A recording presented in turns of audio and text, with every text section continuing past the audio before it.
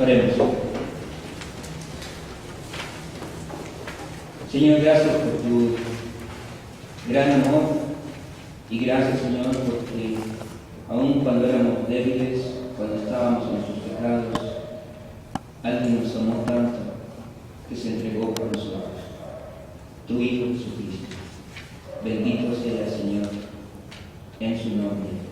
Amén. ¿No se sienten? Vamos a cantar el himno número 104.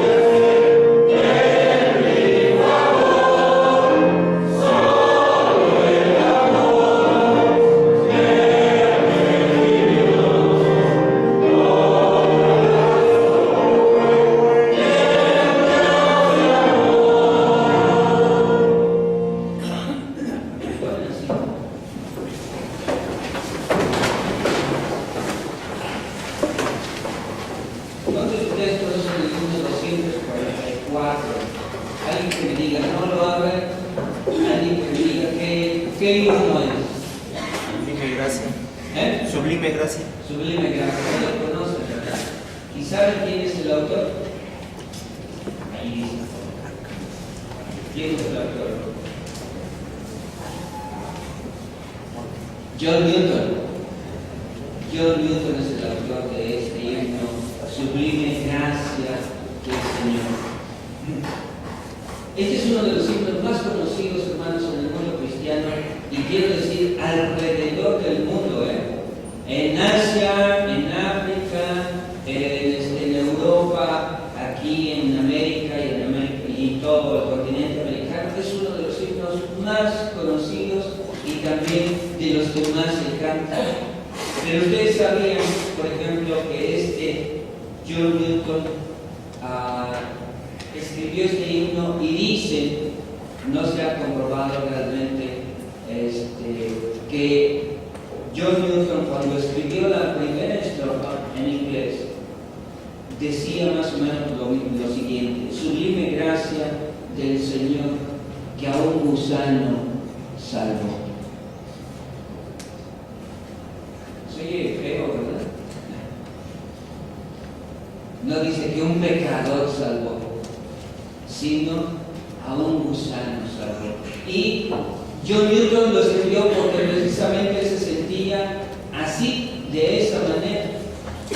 Había sido esclavista, es decir, había ido a capturar gente del continente africano, los capturaba, los llevaba en sus barcos, los vendía, etcétera, etcétera. No voy a relatar algo que tal vez ustedes ya conozcan un poquito mejor, porque antes ya hablé de eso. Pero un día él se encuentra en medio del mar, también en medio de una tormenta, ve la grandeza, el poder de Dios terrible, tremendo allí en medio del mar, y precisamente eso es lo que lo hace sentirse como un gusano. Se convierte, hermanos, deja de ser esclavista y entonces se dedica realmente al ministerio. Yo creo que cuando John Newton escribió este himno, había leído este pasaje de Job, capítulo 25, que ya leímos. Yo no puedo demostrar que John Newton haya compuesto su himno porque leyó esta parte de la Escritura, pero es muy significativa a mí. Porque recuerden ustedes a Job, está discutiendo con sus amigos están tratando de convencerlo de que algo malo hizo, de que ha cometido un pecado, y entonces entre el diálogo entre todos ellos, Job va respondiendo poco a poco a sus amigos, y de pronto uno de ellos reconoce algo que en verdad es necesario que nosotros lo tengamos en cuenta. En otras palabras, pregunta el amigo, ¿verdad? Pregunta así de forma general: ¿realmente qué es el ser humano? ¿Qué es el ser humano? ¿Es algo bueno? ¿Es algo que, o en su esencia, el ser humano es alguien que en verdad pueda decirse que es bueno? Entonces, Bildad hace estas preguntas allí. Primero sobre Dios. Vean ustedes. Habla sobre Dios y dice: el señorío y el temor están con él. Él hace paz en sus alturas. Y luego pregunta: ¿tienen sus ejércitos número?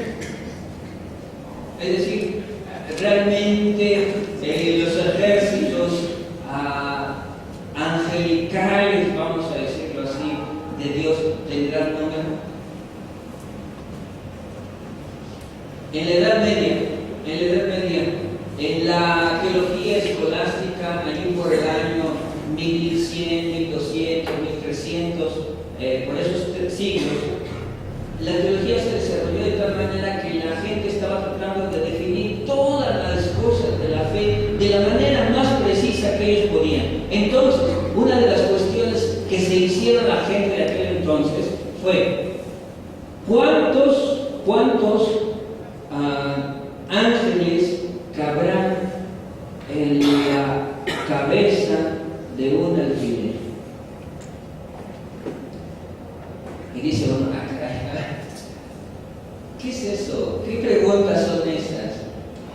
pero en realidad eran preguntas importantes para aquel entonces. Si los ángeles no tienen un cuerpo físico como el nuestro, y son esencia pura, por decirlo así, entonces, ¿cuántos cabrán en la cabeza de un alfiler? Bilal está preguntando más o menos lo mismo.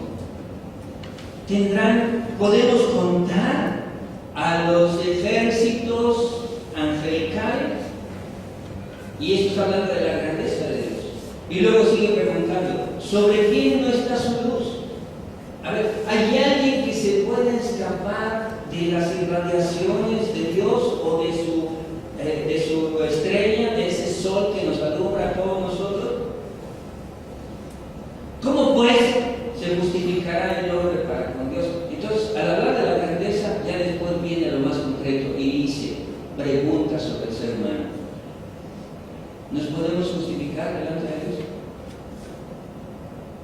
Es decir, ¿podemos nosotros argumentar que realmente somos no tan malos, o que realmente somos buenos?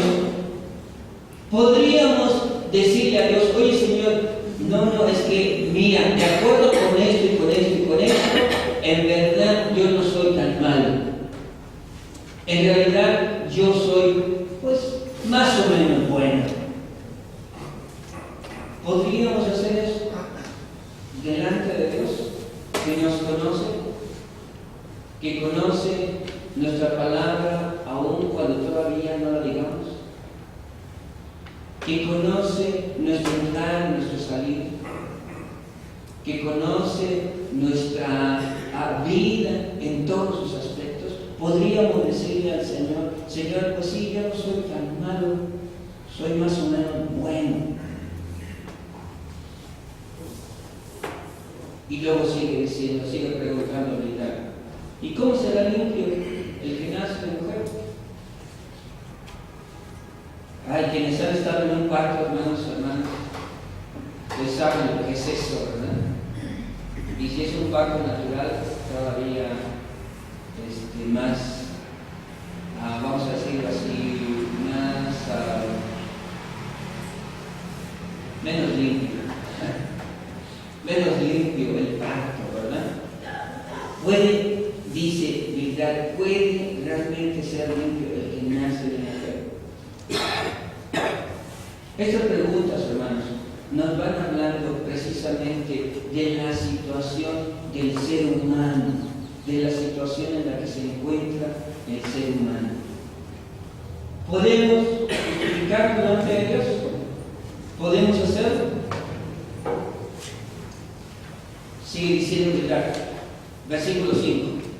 He aquí que ni aún la misma luna será resplandeciente, ni las estrellas son limpias delante de sus ojos. Bildad está hablando de cómo Dios supera la santidad. La santidad de Dios supera a todo lo de su creación. Ni siquiera la creación de Dios que Él realizó, ¿verdad? Ni siquiera esa creación de Dios se escapa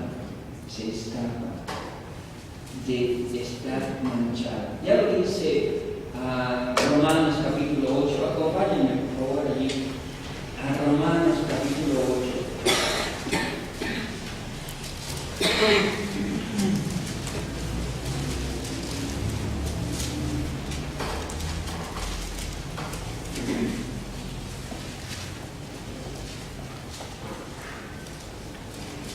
Allí a partir del versículo 22 dice lo siguiente: porque sabemos que toda la creación gime y aún está en dolores de parto hasta ahora.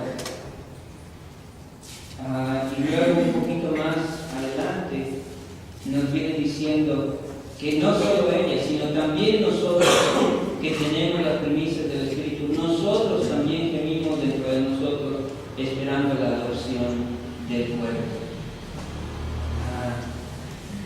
Hermanos, la misma creación, de acuerdo con lo que Pablo también está en una situación difícil. Quiero leer el versículo 19 de allí de Romanos 8. Porque el anhelo ardiente de la creación es el aguardar la manifestación de los hijos de Dios.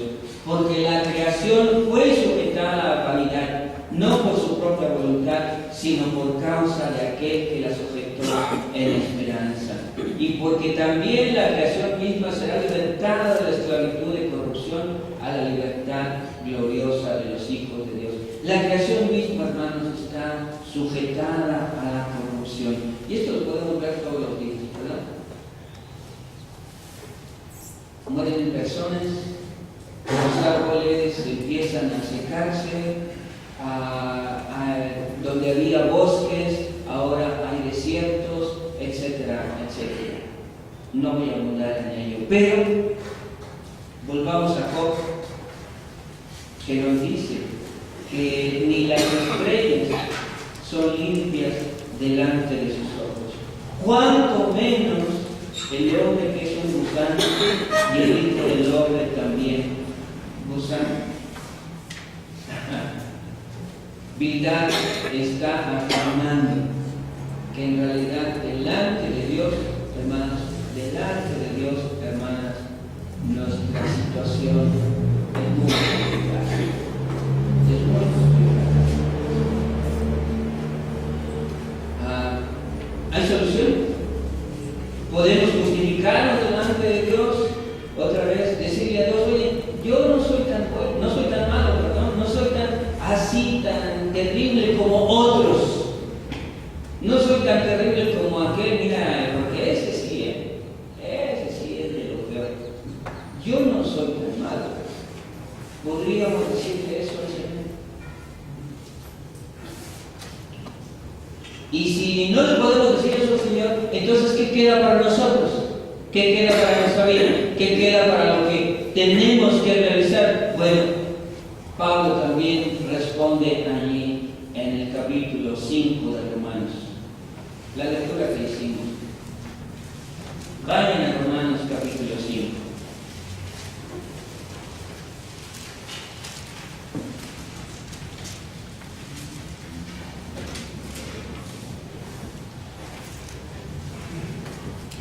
Si no podemos justificarnos por nosotros mismos, entonces ¿qué podemos hacer? ¿Qué sí podemos hacer? La respuesta está allí. Versículo 8. Mas Dios muestra su amor para con nosotros en que siendo aún pecadores, Cristo murió por nosotros.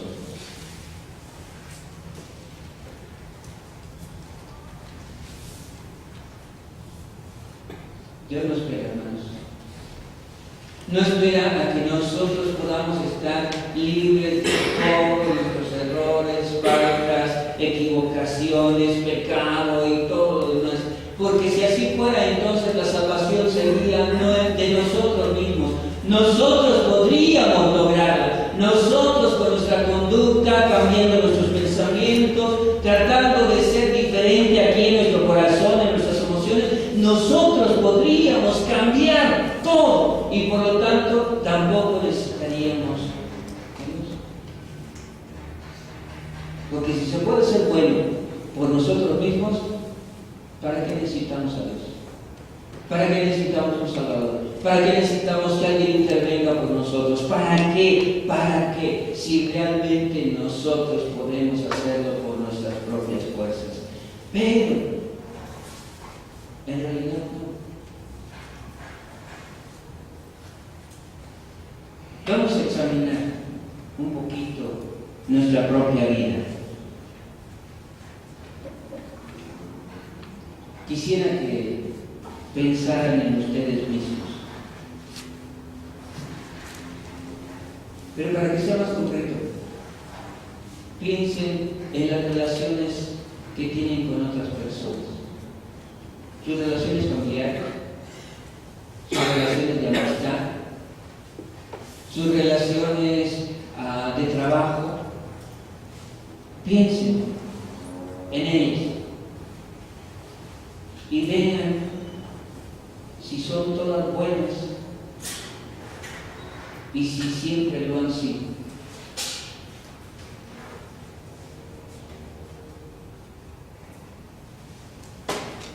¿Siempre han sido buenas sus relaciones familiares con su pareja, con sus hijos, los que ya tienen? ¿Siempre ha sido bueno? No ha habido nunca problema. Todo se ha resuelto perfectamente bien.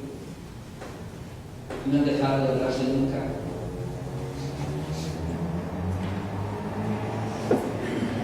No se han disgustado al grado de decirle, ya no te quiero.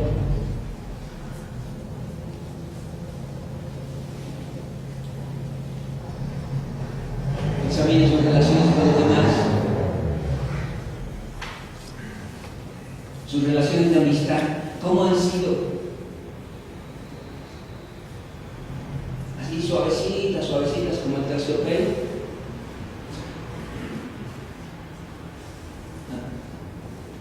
Yo lo dudo. Si alguien me dijera, sí, siempre me he llevado bien con mis amigos y con todo, yo lo dudo. Por eso, en algunas ocasiones tenemos unos amigos y después cuando crecemos tenemos otros, ¿no? Y después cuando nos cambiamos de trabajo o empezamos algo nuevo, también obtenemos nuevas amistades y dejamos otras. De diferente manera, pero siempre el resultado es el mismo. Nuestras relaciones, hermanos y hermanas, no son todo lo buenas que pudieran ser.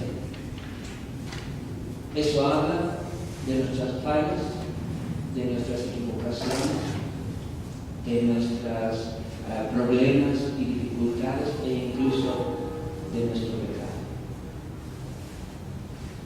Habla de todo. Pero el Señor nos dice aquí en Romanos capítulo 5, versículo 8, que a pesar de que éramos pecadores, Cristo murió por nosotros.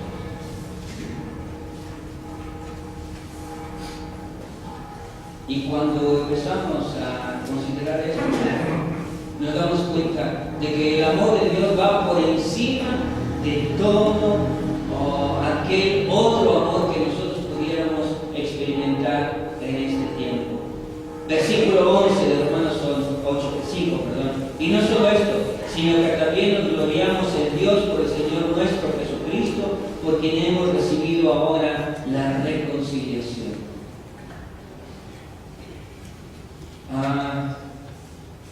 Dice el dicho mexicano, que quien se mete al Redentor, ¿qué?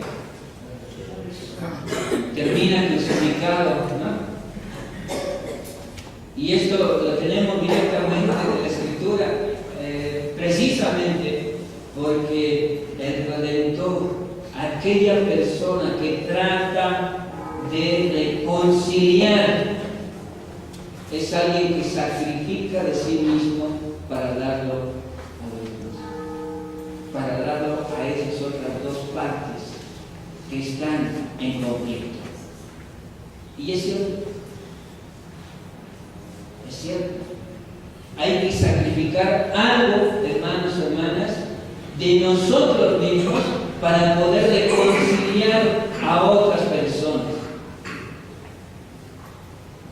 Y este es el asunto que nos trata aquí Pablo. Y si hemos sido justificados por la fe, entonces tenemos paz para con Dios por medio de nuestro Señor Jesucristo. Versículo 1 de Romanos 5.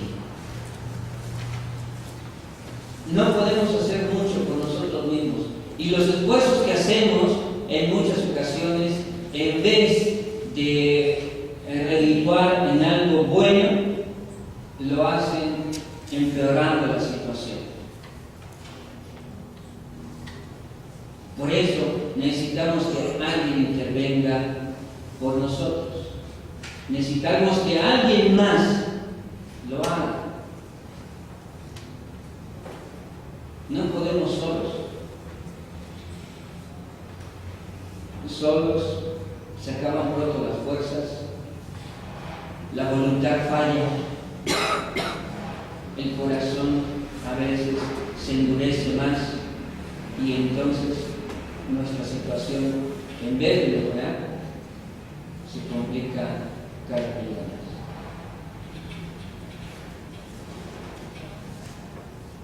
más. Así que, ¿cómo podemos ser justificados? Por medio de Cristo Jesús y por medio de la fe. ¿Pero en qué consiste eso? Entonces, si yo tengo la fe, ¿puedo entonces ser justificado? No. Ya Dios lo hizo. Ya Dios lo realizó. Ya hizo todo lo necesario para que tú pudieras ser perdonado y reconciliado. Lo único que tienes que hacer es decir sí. Sé que esto es lo que yo necesito para mi vida. Hermanos y hermanas, tenemos que aprender que no es por lo que nosotros hacemos, sino por lo que Dios ha hecho en nuestro favor. Quiero pedirles que en esta semana, hermanos,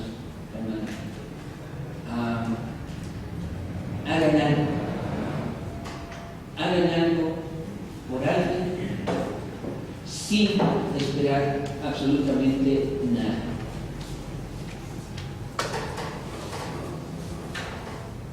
No lo hagan porque digan, pues voy a,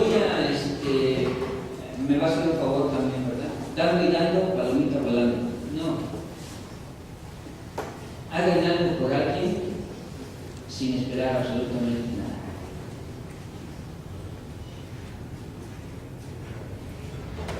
¿Sí? ¿Sí me están escuchando, hermanos? Amén.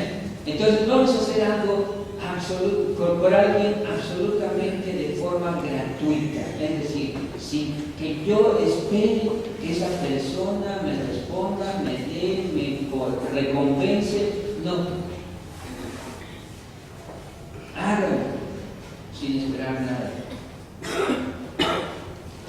Porque a veces el asunto es que nosotros decimos, mira todo lo que he hecho por él, y mira cómo me responde, y mira cómo me paga, y mira cómo...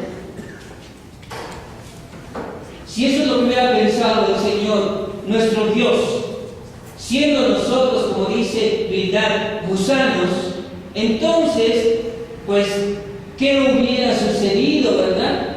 Si Él hubiera tenido misericordia de nosotros, si Él nos hubiera visto de forma amorosa, entonces realmente lo único que nos quedaría es ser aplastados.